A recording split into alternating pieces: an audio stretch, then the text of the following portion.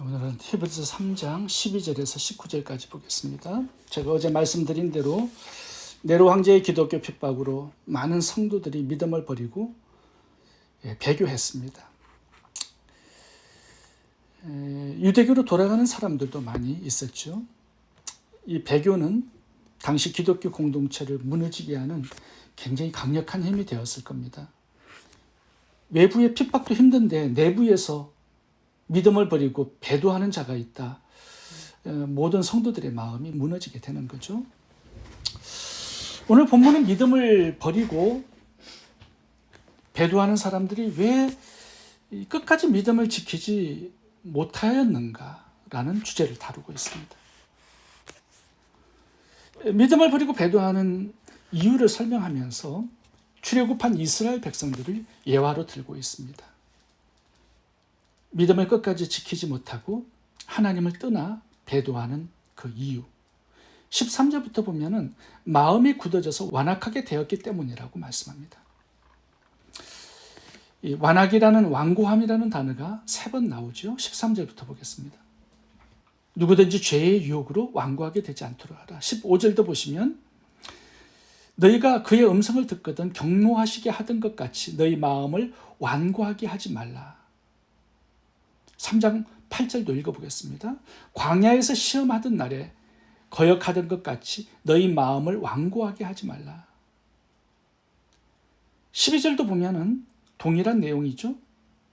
악한 마음을 품고 살아계신 하나님에서 떨어질까 조심할 것이요. 이 하나님을 떠나는 문제, 믿음을 버리고 배도하는 문제는 마음의 문제라는 말씀을 하고 있습니다. 외부에서 핍박이 너무 심하기 때문에 그런 게 아니라는 거죠. 마음이 딱딱하게 굳어져서 완악해졌기 때문이다라고 말씀합니다. 사실 이 외부의 핍박 때문에 믿음이 더 견고해지는 사람도 많이 있거든요. 이 당시에 카타콤으로 들어가서 믿음을 지키는 수많은 크리스찬들이 많았습니다. 근데 배도하는 사람들도 많이 있었다라는 거죠. 그 이유는 이 마음이 하나님을 향하여 닫혀 있고 딱딱하게 굳어서 강팍하고 완악해졌기 때문이라고 말씀합니다. 이 완고하다라는 단어를 헬라어 사전에서 찾아보니까요, 딱딱하게 굳어지다라는 의미입니다. 완고함, 강팍함, 딱딱하게 굳어짐, 동일한 의미입니다. 그렇다면 처음에 예수님을 믿고 성령께서 임재하셔서 하나님을 섬기는 그 크리스찬들이 왜 이렇게 마음이 딱딱하게 굳어져 버렸고 완악하고 강팍하게 변하게 되었을까요? 그 이유는 뭘까요? 오늘 본문은 출애굽한 이스라엘 백성들을 예화로 들고 있습니다.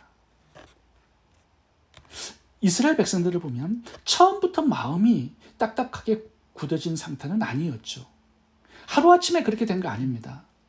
점점 점차적으로 점진적으로 그렇게 된 거예요. 타락은 하루아침에 찾아오지 않습니다. 그렇게 된 상태가 오래 지속되기 때문에 하나님께 멀어지고 떨어지게 된다는 거죠.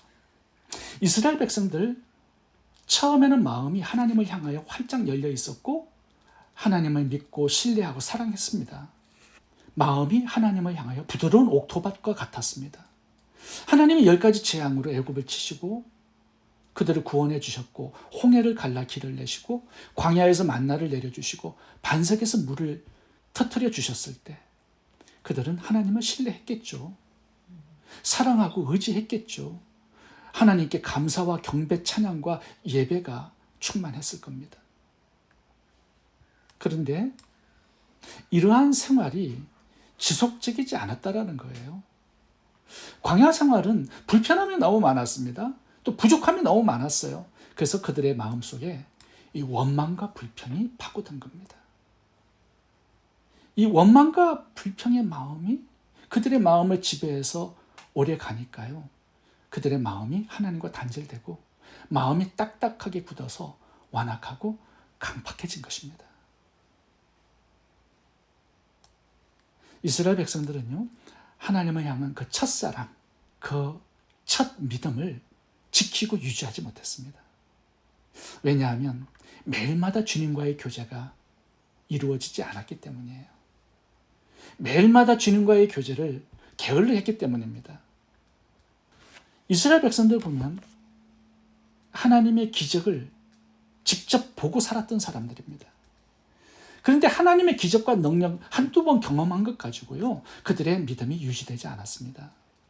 신비한 체험 몇 번 한 것 가지고, 은사 받은 것 가지고 믿음이 유지되고 믿음이 성장하는 거 아니다라는 거죠. 우리가 정말로 신경 써서 힘써야 할 것은요, 매일마다 주님과의 교제입니다. 기도하고 말씀 묵상하고 예배하고 매일 일상에서 주님을 향하여 마음이 열려 있고요, 주님과 친밀히 교제하고 동행하는 것, 이것이 우리의 마음을 부드럽게 만들어주고요, 우리의 믿음을 견고하게 지키고 유지하는 비결입니다.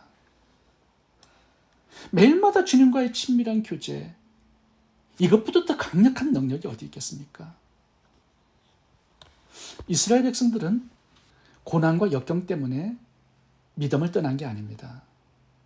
하나님과의 교제에 게을렀기 때문에 그런 거예요.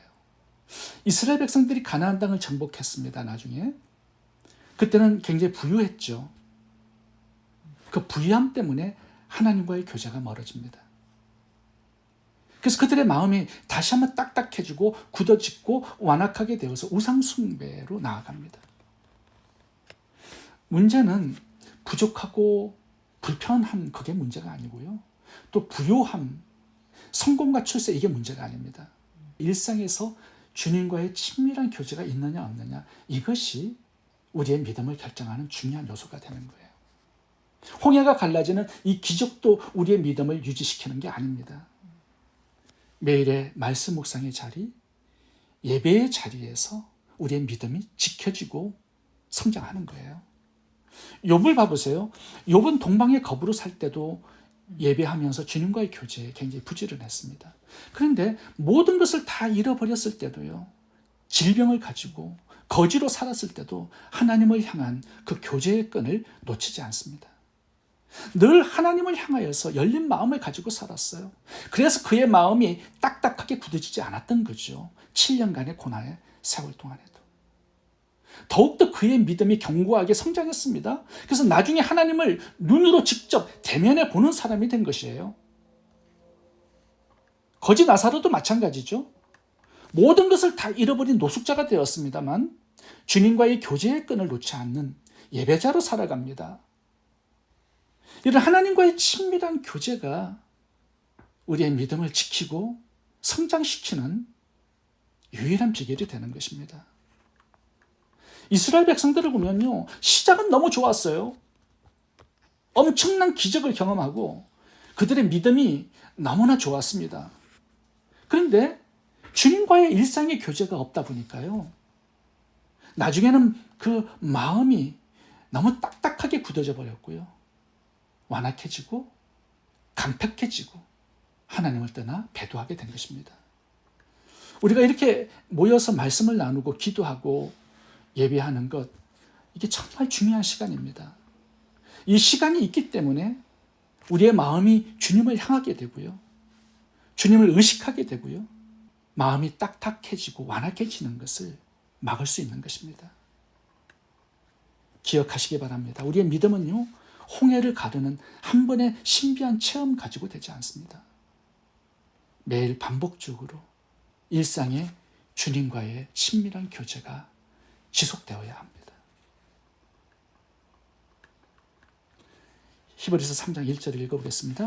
그러므로 함께 하늘의 부르심을 받은 거룩한 형제들아, 우리가 믿는 도리의 사도시며 대제사장이신 예수를 깊이 생각하라. 두 번째, 믿음에 승리하기 위해서는 성도들과의 지속적인 교제가 있어야 합니다. 13절을 읽겠습니다. 오직 오늘이라 일컫는 동안에 매일 피자 건면하여 너희 중에 누구든지 죄의 유혹으로 완고하게 되지 않도록 하라. 여기 완고하게 되지 않는 비결이 무엇으로 나오냐 하면요, 13절에 보면 피차 권면하여, 성도들이 함께 모여서 말씀으로 서로 세워주고 나누고 권면해야 한다는 것입니다.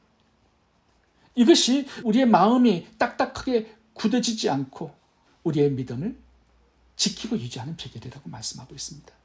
권면하여 이 단어를 헬라어 사전에서 찾아보니까요, 파라칼레오라는 단어를 썼습니다.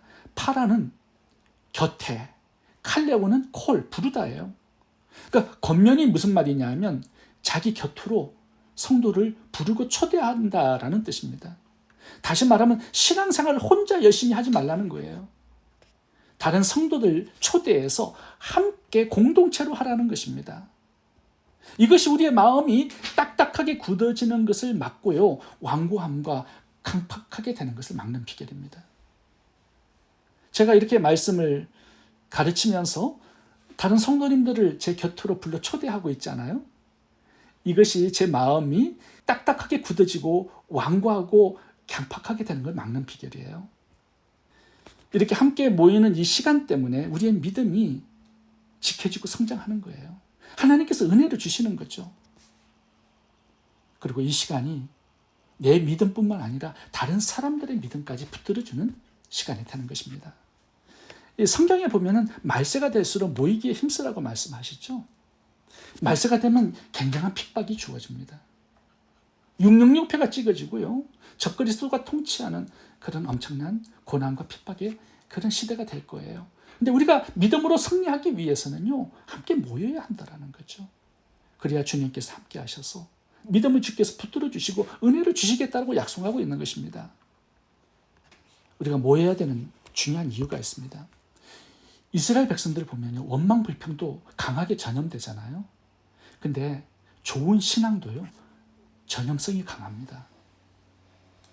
성도들 중에 신앙이 참 좋은 분들이 몇 분 계시잖아요. 그러면 그 전체의 분위기가 신앙적인, 영적인 분위기로 바뀝니다.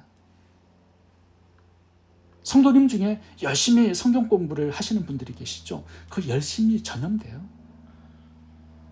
제가 선교를 열심히 하려고 노력하지 않습니까? 성도님들께도요, 이 선교적인 열심이 전염이 되는 겁니다. 몇 개의 장작에 불이 붙어 있잖아요. 그러면 젖은 장작도요, 함께 탑니다.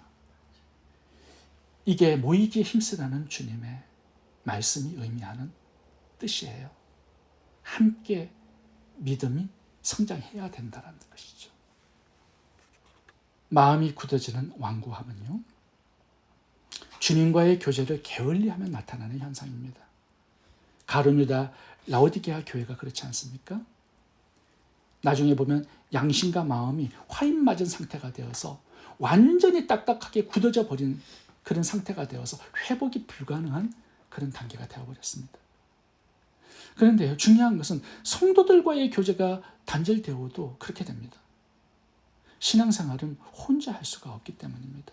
주님과 함께, 다른 성도들과 함께 해야 합니다. 견고한 믿음이 되기 위해서 주님과의 교제, 다른 성도들과의 교제에 힘쓸 수 있기를 바랍니다. 기도하겠습니다.